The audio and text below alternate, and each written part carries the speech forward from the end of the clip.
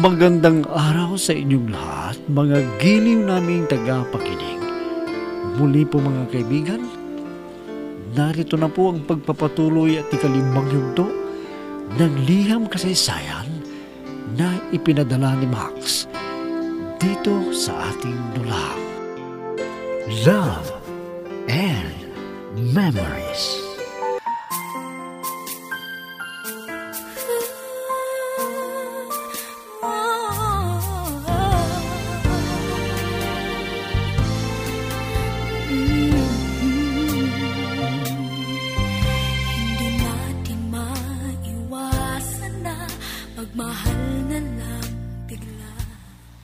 Mula nang makilala ko si Laika, ay hindi ko na siya makalimutan. Kaya dinala ko siya sa bahay nila at ipiniramdam sa akin na siya ay umiibig din sa akin. Kaya lagi ko na lang siyang dinadalaw at lagi rin kami nagtatali. Kaya naghinara si Lorna. Kaya minsan ay pinuntahan niya ako sa talye at hinanap ako. Pero ang itinahilan ko kay Kuya Kipilo ay may pinabibili si Lorna. Kaya lang napugilan ko at nagtanong din siya kung nag-o-overtime kami. Pero hindi totoo.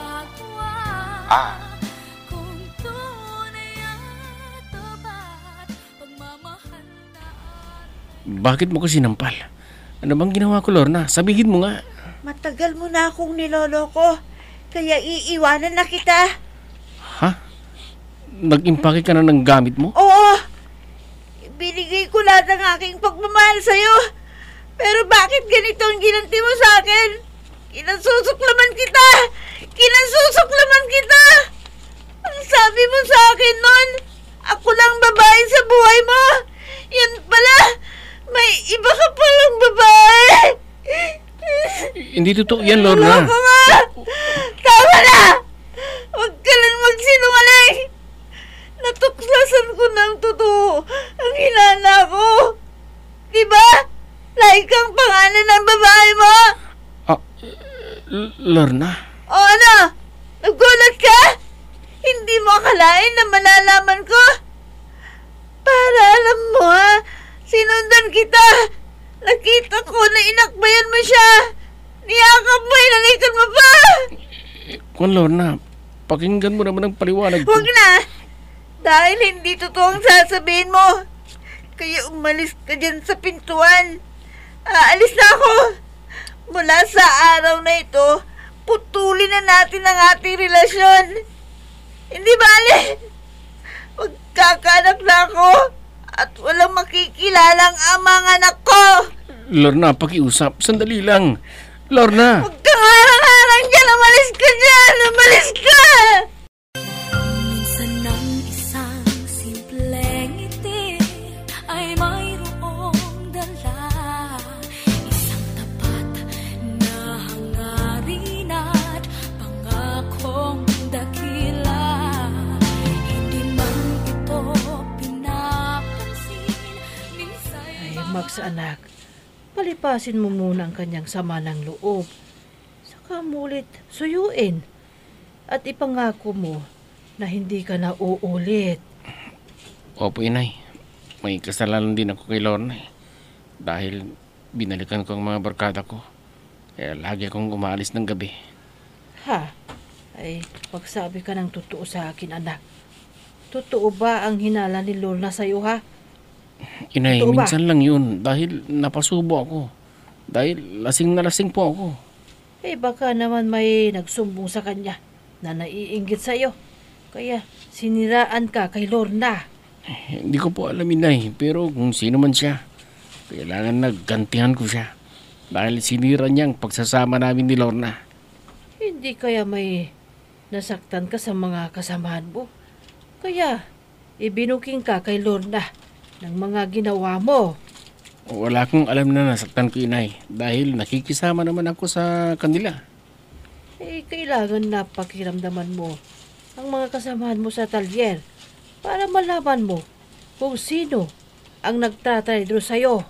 I'll be with you for the rest of my life. From the bottom of my heart always be with you.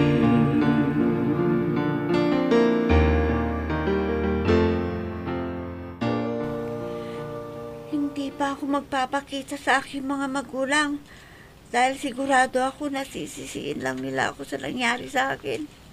Na hindi pa ako pinakasalan ng nakabuntis sa akin. Kaya pupuntahan ko na lang ang pinsan ko dun sa Maynila. At alam ko na tutulungan niya ako.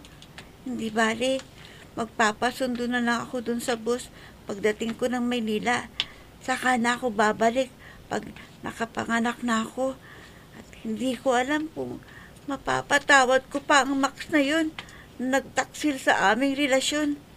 Sana maging maligaya sa babaeng pinalit niya sa akin. Pero sa akin, ibubuhos ko na lang ang aking pagmamahal sa aking anak.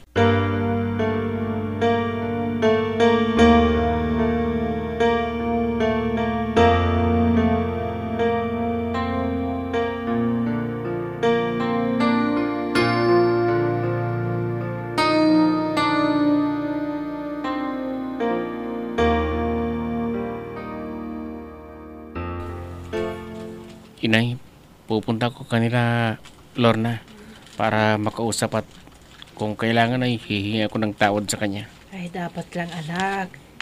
Hindi mo na kasi iniisip kung ano ang magiging kapalit ng ginawa mo. Pero nandyan na yan. Kaya magtyaga kang suyuin siya. Opo, inay. Ngayon ko lang naisip na mahal ko si Lorna. Kaya sana bumalik na siya sa akin. Ay, siyempre babalik sa'yo. Dahil mahal ka rin niya. Siguro, umalis para bigyan ka ng lesyon. At malaman mo na importante siya sa buhay mo. Tama po kayo, inay. Kung kailan lumayo, saka ko nadama na kailangan ko pala siya.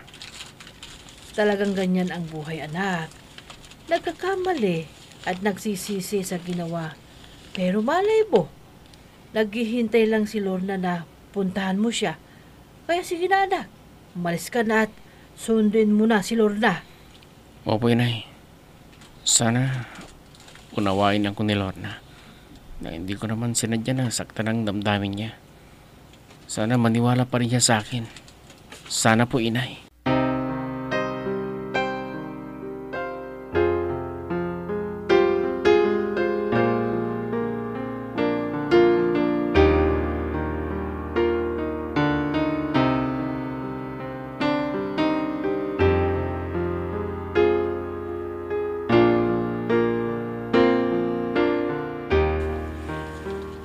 Abay, sila'y ka pala yung papalapit dito sa talyer. Ano kayang sadya niya dito? Baka sabihin niya sa akin na nagkamali siya ng pinili. Kuya Janjan, nandito ka? Ang ibig bang sabihin, dito ka nagtatrabaho? Oo, Laika. Bakit? Ano bang kailangan mo? Sabihin mo. Kung kaya ko hindi naman kita bibiguin. Tutulong ako sa'yo. Kuwan po, Kuya Janjan. Hinahanap ko si Max. Sabi niya, dito siya nagtatrabaho. Nandito po ba siya at pwedeng makausap? Ay nako, pasensya ka na, Laika. Hindi nga pumasok ngayon. Lagi siyang lumiliban sa trabaho. May pagkatamad yata. Totoo ba yung sinasabi ninyo, Kuya Janjan? Nasaan ba siya? Siguro gumala na naman yon kasama ang barkada. Teka, bakit mo ba siya hinahanap? May kailangan ka ba sa kanya? Opo, Kuya Janjan. Hindi na siya dumadalaw sa akin Kaya pinuntan ko siya dito. Kaya pag dumating siya, sabihin ninyo na pumunta ako rito. Kuya Janjan, may iba ba siyang nobya? Anong ibang nobya ang sinasabi mo? Bakit? Hindi ba niya sinabi sa'yo na may asawa na siya? Buntis na ang asawa niya? Ano?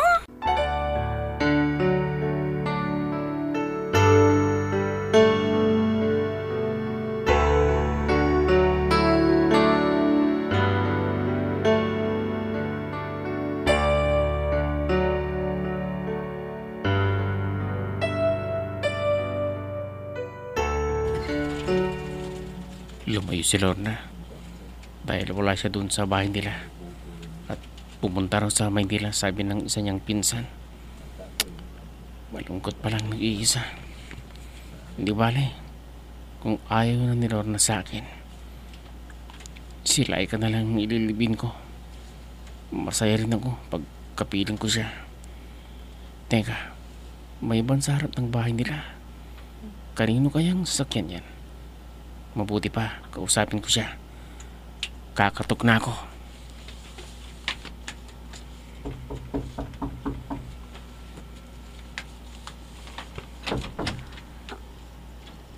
Laika, masyado kitang namiss. Oops. Huwag mo akong yakapin. Nandito yung nobyo ko na si Man. Ano? Nobyo mo? Pero paano tayo? Umalis ka na, Max. At huwag ka nang babalik dito. Dahil sa araw nito, ay pinuputol ko na ang relasyon natin. Pero sinabi mo na mahal mo ako, kaya sumama ka sa akin at magpapakasal na tayo. Hindi na pwede, Max. Dahil itatakda na ang aming kasal ng nobyo ko. At ayaw kong maging mahirap ang buhay ko. Laika, mahal kita. Huwag mong gawin to sa akin. Wala na akong magagawa, Max. At isa pa, nagsinungaling ka sa akin. Dahil sinabi ng kasama mo sa trabaho na si Mang Janjan na may asawa ka na at buntis pa. Kaya sige na, umalis ka na.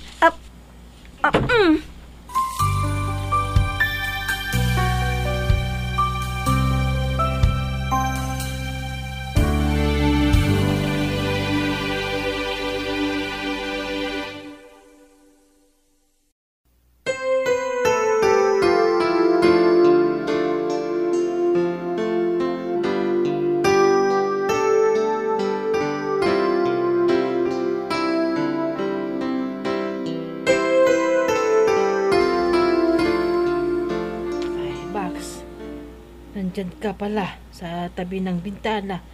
Bakit ba, anak? Anong nangyari noong pinuntahan mo si Lorna, ha? Inay, nagpunta na raw sa Maynila si Lorna. At hindi nila alam kung saan siya nakatira doon. Anak, huwag ka nang malungkot. Alam ko na babalik siya dito. Kaya, ang mabuti mong gawin, magtrabaho ka at mag-ipon para pagbalik niya ay masusuportahan mo si Lorna at ang iyong anak. Inay, wala nang silbi ang buhay ko kung hindi ko na makakasama si Lorna at ang aming anak. Anak, huwag mong sabihin yan. Nandito pa akong ina mo na nagmamahal sa iyo. Dadamayan kita. Kung ayaw na sa iyo, ano pa ang magagawa mo? Kundi kalimutan mo na siya. Hindi ko magagawa yun, inay. Wala na akong inspirasyon. Kaya hindi na ako magtatrabaho. Dahil wala na sa piling ko si Lorna at ang aming anak. Namimiss ko si Lorna. Miss ko na siya, inay. Anak, may pag-asa pa. Lalaki ka. Kaya mo siyang palitan. Marami pang babae na masigit sa kanya at magmamahal sa'yo. Kaya lakasan mo ang iyong loob, anak. Lumaban ka. Huwag kang mag-isip ng wala kang silbi. Ipakita mo kung kaya niya. Kaya mo rin na iwanan siya. Di palitan mo na siya. Minsan ng isang simpleng ngiti ay mayroong dala. Isang tapat na hangarin at pangakong dakila. Hindi man ito pinapansin. Minsa'y Ante, ano bang sadya ninyo? May problema ba? Ay, oo, Nilo. Yung pinsan mo, nawala na ang interes na magtrabaho dahil iniwanan siya ni Lorna. Ha? Ano bang ginawa niya? Nagkukulong ba sa bahay ninyo? Hindi lang yun, Nilo. Halos hindi na siya kumakain. Ay, baka kung mapano pa siya. Kaya pwede bang kausapin mo at payuhan mo siya? Dahil hindi niya iniintindi ang mga sinasabi ko. Ayan nyo, ante. Pupuntan ko siya sa inyo mamayang hapon. Marami pa kasi kaming trabaho ngayon dito eh. Ay, oo, Nilo. Basta puntahan mo siya at kausapin ng masinsinan para magising siya sa katotohanan na hindi niya dapat sayangin ang buhay niya dahil lang sa isang babae na walang pag-uunawa. Eh sige, ante. Huwag na ako kayong mag-alala. Alam ko na pakikinggan pa rin ako ni Max. Asahan niyo. Tutulungan ko ang aking pinsan sa abot ng aking makakaya. I'll be with you for the rest of my life. From the bottom of my heart, I'll always be with you.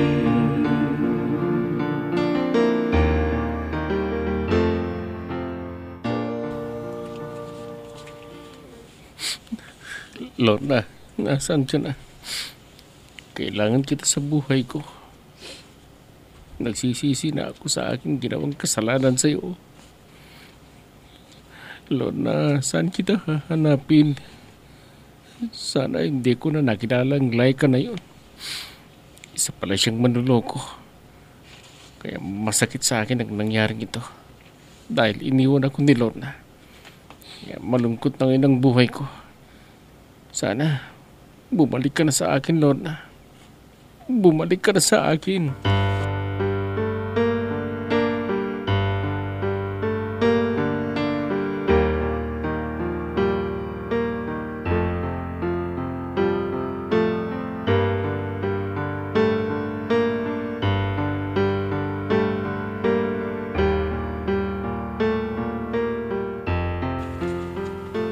Ay, Max anak, kumain ka na. Halos hindi ka na kumakain. Ano bang nangyayari sa'yo? Parang hindi mo na ako iniisip na ina mo. Paano pa ako makakakain ni Nay? Kung hindi ko rin halos malulun ang kinakain ko. Alam ko na si Lorna na naman ang iniisip mo. At saka, wala na akong balita sa kanya. Huwag mo na siyang isipin, anak. Marami pa naman dyan na mga babae. Gwapo ka naman. Kaya madali lang sa'yo ang manligaw at palitan mo na siya. Hindi, Inay. Hindi ko kayang ipalit sa ibang babae si Lorna. Mahal na mahal ko siya. Kaya tulungan ninyo ako, Inay, para Anak, bumalik siya sa akin. pakiusap ko sa'yo. Huwag mo nang masyadong isipin si Lorna. Huwag mo sanang pabayaan ang sarili mo. Dahil ikaw ang inahasaan ko sa aking pagtanda. Pasensya na kayo, Inay. Kailangan pala na alagaan ko kayo. Dahil ibinangako ko kay Itay na ako ang bahala sa inyo. Pero ito ako na nakalimutan ko kayo. Kaya pasensya na, Inay. Subukin ko na ibaling sa pagtatrabaho para sa ating pamumuhay. Alam mo, anak, kung magmumupog ka lang dito sa bahay, walang tutulong sa atin. Kaya kailangan mong kumilos para sa ating dalawa. Opo, Inay. Kailangan na hindi ako patatalo sa lungkot na nadarama ko. Sana may pag-asa pa na darating sa buhay ko. Sana po, Inay.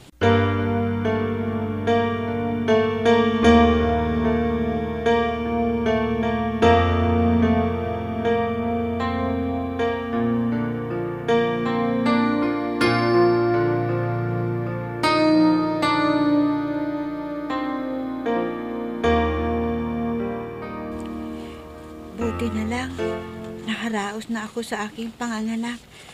Kailangan na wag akong umasa sa pinsan ko. Marami na siyang naitulong sa akin. Nahihiya na ako sa kanya. Kaya, ang dapat na gumastos yung taong yun. Lahat ng pangangailangan ko, siyang dapat sumuporta. Alam nga naman na ako ang naghihirap lang. Hindi pwede. Kailangan na suportahan niya ang aming anak. Pero, paano? Susuko na ba ako kay Max? Hindi ba niya kami hinahanap? Ano ang gagawin ko? Ano?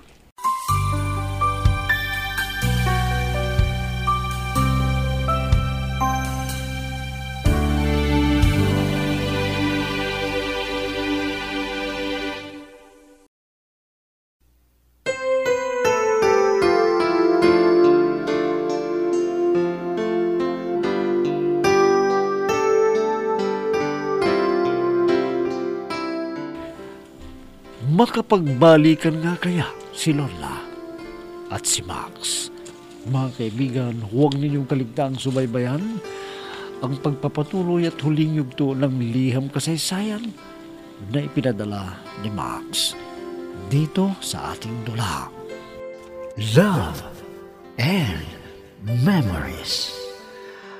Mga nagbibigay buhay sa ating dula ay sina Mayra Abrihal Narnola, Susan Malikdem, Robert de Guzman, Yehuda Ismael, Eva Alcoriza, Jun Cabato, Ami Diaz, at si Oscar Ora.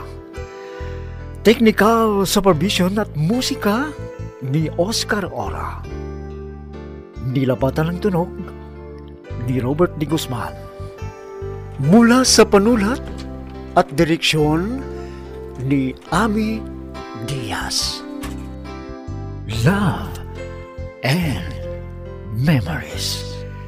Inihahandog sa inyo ng F3 Recording Studio para sa Pambansang Radyo ng Pilipinas, Bombo Radio Philippines.